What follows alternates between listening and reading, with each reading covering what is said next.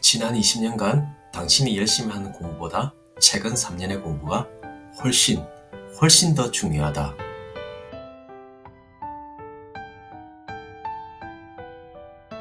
여러분, 우리의 공부는 언제 끝날까요? 단순히 학교를 졸업했다고 해서 끝나는 게 아닙니다. 그 뒤에 사회생활을 하면서 끝없이 필요한 지식은 요구되고 그것에 대해서 많은 공부가 필요하죠. 저 같은 경우는 직장 생활에 대한 공부, 유튜브 영상에 대한 공부, 책을 읽고 대본을 써야 하는 공부 등이 있습니다. 요즘 세상 인공지능과 같은 기술이 빠르게 발전하면서 챗GPT 같은 도구들이 점점 더 많은 역할을 하고 있죠. 이 기술 자동화로 우리가 주 4일 근무를 할 수 있을 거라고 전망을 내놓았지만 실제로는 그렇지 않습니다. 즉, 주 4일을 근무하고 나머지 3일은 쉬는 게 아니라 다른 직업을 가지고 일을 할 것이라고 독학력에 젖아 고예엘 작가는 말합니다. 그는 인공지능 기술 발달로 필요한 정보를 쉽게 얻을 수 있지만 그로 인해 배워야 할 것은 더 많아지고 사회의 변화에 적응하려면 오히려 스스로 배우고 성장하는 독학력이 더욱 중요하다고 강조합니다. 빠르게 변화하고 불안한 세상에 스스로 배워서 성장할 수 있는 독학력이야말로 여러분의 미래를 이끌어갈 열쇠라 생각하며 영상을 끝까지 봐주시면 감사하겠습니다. 20년 전 공부보다 최근 3년의 공부가 중요하다. 수년 전 싱가포르에서 테크 관련 스타트업에 투자를 하는 벤처 캐피털리스트로 일을 하고 있을 때였다. 싱가포르 한 유수 대학의 디렉터가 찾아와 인공지능 수업을 맡아줄 수 있는지를 물었다. 내가 경영학을 전공한 것을 알고 있었는지를 물었더니 그의 대답은 당신이 인공지능 전공은 아니지만 매년 수십 수백 개의 인공지능이나 테크 스타트업을 투자하기 위해 검토하는데 누구보다 산업과 기술의 트렌드는 잘 알고 있지 않습니까? 그 경험을 녹여서 강의를 해주면 더없이 좋겠습니다 였다. 이 일로 나는 인공지능을 기본부터 공부하기 시작했다. 쿨하게 강의를 하겠다고 했지만 인공지능이란 큰 주제를 가지고 강의를 시작하려니 어디서부터 손을 대야 할지 막막했다. 나의 과거를 생각해보니 공부를 뛰어나게 잘했다거나 공부를 좋아했던 적도 없었다. 그동안 해왔던 대부분의 공부들이 뚜렷하게 결실을 맺은 경우도 별로 없었다. 오늘날 가장 인기 있는 교육은 실용, 현장, 실무 같은 단어들이 들어가는 과정이다. 이론은 지겨운 것처럼 느껴지고 진부하고 필요가 없는 것처럼 보일 때가 있다. 내가 배우는 사람의 입장이었다면 실용적인 측면만 배워도 되지만 가르치는 사람의 입장이 되니 그 실용이 가능하도록 한 이론적 배경을 반드시 이해해야 했다. 누군가를 가르치게 된 일이 나에게 이론과 실용에 대한 폭넓은 이해를 가능하게 해주었다. 이때 인공지능에 대한 최신 논문 100편을 읽었는데 한 분야에 대해 100편 정도의 논문을 추려서라도 읽으면 전문가가 될 수밖에 없다는 소중한 경험을 했다.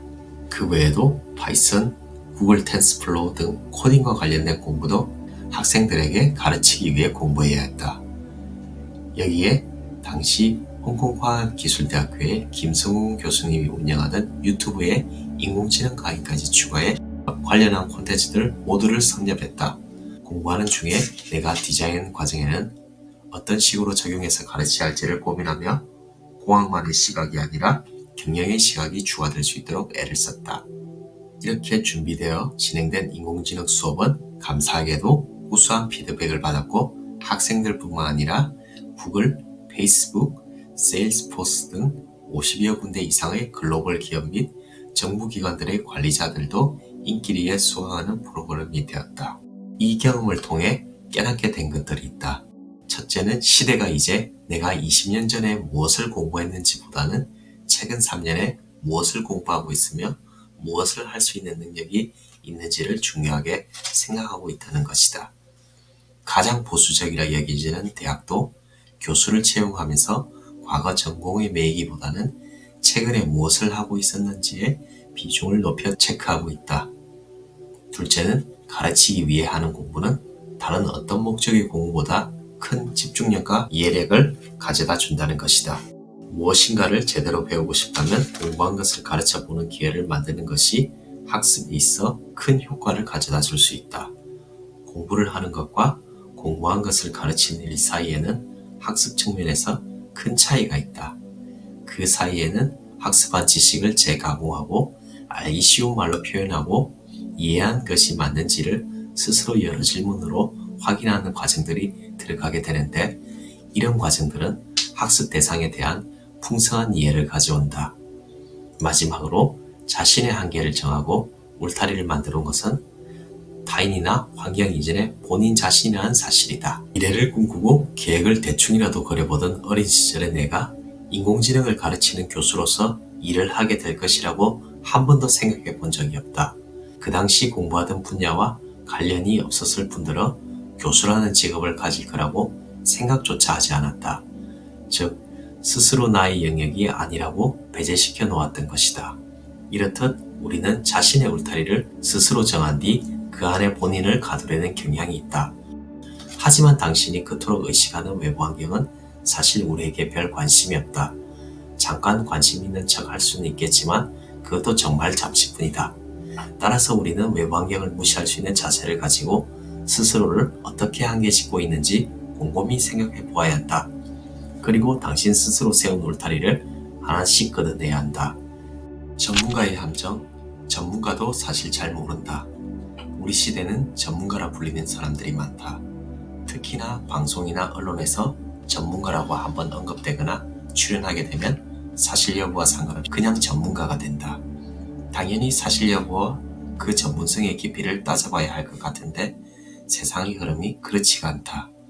전문가라 불려짐이 전문가가 되게 만든다. 이 불려짐이 사실은 자신의 브랜드나 아이덴티티 포지셔닝에 굉장히 중요한 요소이다. 전문가의 의견과 조언이 필요하다고 생각되는 대부분의 영역들에 있어서 전문가들이 전해주는 내용들을 들여다보면 사실 결국 그냥 내가 잘 선택하고 잘하는 것이 결론인 때가 많다. 주식 투자 전문가들이 권하는 대로 투자해서 돈을 버는 개미들을 찾기 힘든 이유이다. 전문가는 자신들의 의견이 가져오는 결과에 대해 책임지지 않는다. 그래서 독학의 중요성은 더욱 커진다. 앞으로 무수히 많은 전문가들이 새롭게 나타나더라도 우리 스스로 공부한 내용을 바탕으로 그 위에 전문가의 의견과 지식을 더해서 결정을 해야 한다. 얻을 수 있는 정보와 지식의 격차가 줄어든 현 시대에 당신과 전문가의 차이는 생각보다 크지 않을 뿐더러 내리는 결론에 있어서 큰 차이가 없을 가능성이 많다. 그렇기에 전문가를 무작정 인정하고 받아들이기보다는 전문가의 주장을 비판적으로 수용하는 자세가 필요하다. 최근에 메타버스, 블록체인 같은 것들이 유행하면서 메타버스 전문가, NFT 사람들이 나타났다. 이 사람들 중에서 사실 2, 3년 전에 이렇게 불렸던 사람들은 없다. 왜냐하면 기존에는 없었던 새로운 분야이기 때문이다. 이들 중 자신도 잘 모르는 분야라고 서두를 깔고 자신의 의견을 나누기 시작하는 사람들도 있다. 실제로 정확히 모르기 때문이다. 관련 업계에 발 담그고 있거나 해외에서 나오는 정리된 보고서나 기사들을 조금 더 보고 공부해서 책을 출간하는 등 스스로의 노력으로 전문가가 되어가는 것이다. 현대에 새롭게 출연하는 분야의 전문가라고 불리는 사람들은 관련 분야에 있어 학이나 깊이 있는 지식을 가진 사람들이라고 그냥 부지런하고 성실한 사람들일 가능성이 많다. 트렌드가 어떻게 변화하는지 늘 주시하고 본인이 현재 몸담고 있는 분야와 어떻게 연결 지을 수 있는지 고민하고 멀지 않은 미래에 뜨는 분야일 것에 대한 확신이 서면 주저없이 행동하는 사람들이다. 그러므로 새롭게 출연하는 분야에 대해 당신이 전문가로 불리게 되는 일도 당신의 노력에 따라 언제든 열려있다. 이렇게 미래에는 전문가가 많아지지만 아이러니하게도 전문가에 대한 의존도를 많이 낮추고 그들의 주장이나 의견에 비판적으로 판단을 해야 하는 개인의 시대가 열리며 독학력은 이제 우리의 생존과 성장을 위한 핵심 중의 핵심 역량이 될 것이다. 경영대 교수가 경영하면 망하는 이유. 사실 우리가 교육이라고 부르는 것들은 대부분 간접 경험이다. 간접 경험은 분명 교육 효과가 있다. 다만 그 간극, 실제와 간접 경험 사이의 간극을 메꾸는 것은 현실에 뛰어들어 직접 경험을 하는 것밖에 방법이 없다. 개인적 경험으로 주변에 경영대 교수가 창업하거나 경영을 해서 잘 된 경우가 거의 없다. 간접 경우의 양은 최고 수준일 텐데 말이다. 벤처 캐피털 업계에서 일해오던 사람들과 모임을 하던 중 어떤 투자 전문가가 교수가 창업한 회사에 투자를 꺼리는 이유가 있다며 교수 리스크라는 단어를 사용했는데 그 리스크는 크게 세 가지로 정리된다. 첫째, 강의실과 비즈니스 필드의 속성을 구분하지 못하는 것이다. 강의실에서는 교수가 주도권을 가지고 있다. 특히 한국의 경우 교수의 리더십에 대해 학생들의 반응은 대체로 순종적이다. 하지만 강의실에서 발휘되는 교수의 리더십은 회사 조직이나 비즈니스 영역에서는 작동하지 않는다. 그렇기에 교수들이 강의실에서 하던 행동을 회사 조직이나 비즈니스 영역에서 한다면 대체로 부작용들이 발생한다.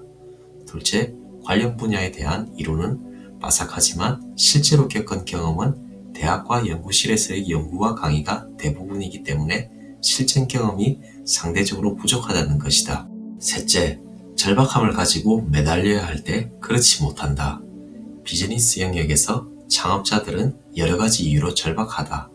투자도 유치해야 하고, 직원들 월급도 줘야 하고, 제품도 개발해야 하고, 영업도 해야 한다.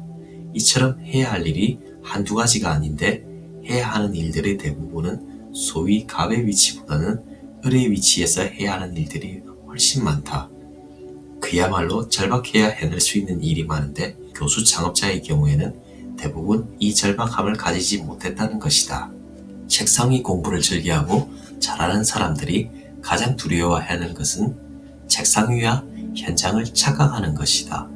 책상 위 공부는 늘 부분적이고 이론적일 때가 많다.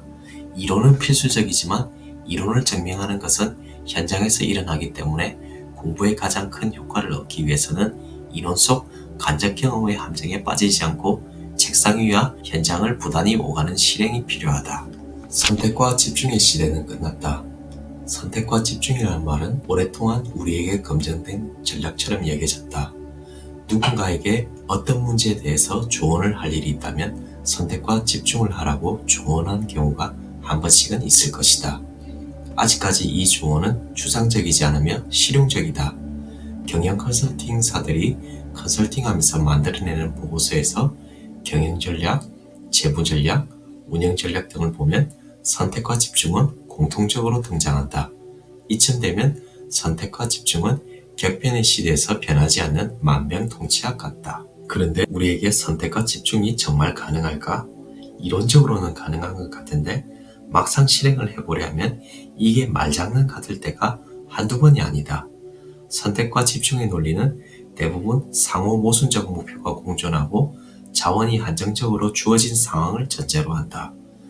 예를 들면 내일 치러야 할 영어와 수학 시험이 있는데 실제적으로 공부에 사용할 수 있는 시간이 3시간밖에 없는 경우를 생각해보자. 영어, 수학 두 과목 모두 그동안 준비를 해놓지 못했고 내일 시험에서 일정 수준의 성과를 거두기 위해서는 각 과목당 최소 3시간은 공부해야 한다고 가정하면 두 과목을 동시에 준비하는 것이 힘들기 때문에 이 중 하나만 선택해서 집중하는 것이다. 그런데 문제는 현실 세계가 이렇지 않다는 점이다. 목표는 대부분 상호 모순적이지 않고 오히려 상호 연계적이다. 모든 자원이 한정적으로 주어지는 것은 맞지만 조직 내의 이해관계들 때문에 이 자원을 쪼개서 합리적으로 사용하는 것이 생각보다 쉽지 않다. 잘 나가는 기업들도 그렇고 공부를 잘하는 사람도 그렇고 한두 개만 선택해서 잘하는 경우는 없다. 대부분의 좋은 기업들은 고객의 니즈별로 다양한 제품군을 보유하고 있을 뿐 아니라 고가 제품과 저가 제품 라인 모두를 가지고 있다. 모든 과목을 잘해야 우등생이 될 수 있는 것처럼 다양한 제품군을 포괄적으로 선택하고 집중해야 성공할 수 있다. 오히려 우리에게 필요한 것은 선택과 집중이 아니라 선택과 결합이다. 하나를 선택하기 위해서 다른 하나를 포기하는 것이 아니라 둘 다 선택하고 결합해 더 큰 포괄적 목표를 만들어내어 기존의 각 목표가 가지고 있던 세부 목표들도 동시에 달성해 나가는 것이다. 또한 선택과 결합을 하면 애매하게 자원을 분배하는 일도 최소화된다. 퇴근 후에 역사 공부도 하고 싶고 영어 공부도 하고 싶으면 역사를 영어로 공부하면 된다. 이 결합으로 인해 초반의 속도감은 좀 느릴지 모르지만 시간이 지날수록 새로운 재미도 생기고 실제적인 성과도 나타날 수 있다. 이처럼 오랜 기간 당연하게 생각했던 논리도 결코 당연하지 않다는 근본적 문제의식은 우리의 공부를 더욱 풍성하게 만들 수 있다. 잘 들으셨나요? 여러분들은 현재 독학에 대해 어떻게 생각하시는가요? 저는 직접 현장에서 고유엘 작가의 강의를 들으면서 내가 지금 하고 있는 공부가 올바른 방향으로 가는지에 대해 고찰을 하게 되었습니다. 내가 진정 필요한 공부보다 자기계발서의 전문가 의견에 맹신한 경우도 있었습니다. 저자는 독학력을 스스로 공부의 목적을 명확하게 하고 목적 달성에 필요한 지식을 주도적으로 습득하는 능력으로 정의합니다. 공부의 목적이 명확히 정립된 후 필요한 것을 구하면 됩니다. 기존의 학교나 선생님 혹은 사회에서의 전문가는 공부의 수단일 뿐 목적이 아닙니다. 우리가 살아가기 위해 진정 필요한 공부는 독학력이라고 강조하고 싶습니다. 여러분들도 인공지능 시대에 스스로 학습할 수 있는 힘, 독학력을 기르셔서 자신의 인생에 정말 필요한 공부를 하셨으면 좋겠습니다. 이상 신압으로 책방이었습니다. 감사합니다.